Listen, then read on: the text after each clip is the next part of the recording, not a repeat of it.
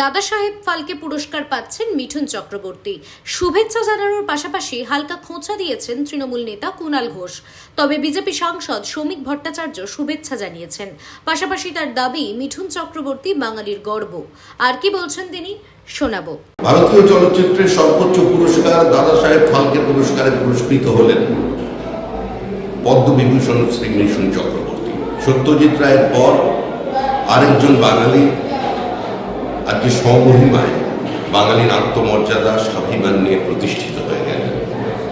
তার অভিনয় দক্ষতা, তার প্রতিভা আজকে তিনি পেয়েছেন শুধুমাত্র একজন সফল বাণিজ্যিক নায়ক হিসেবে নয়, তার চরিত্রাভিনয় আজও মুগ্ধ করে চলেছে আপামর ভারতবাসীকে। তার স্থান পশ্চিমবঙ্গের প্রত্যেকটি বাঙালির অন্তরের অন্তঃস্থলে। তিনি দাদা, তিনি ভাই, তিনি বাংলার ঘরের ছেলে। তার যাত্রাপথ কোনদিন মসৃণ ছিল না।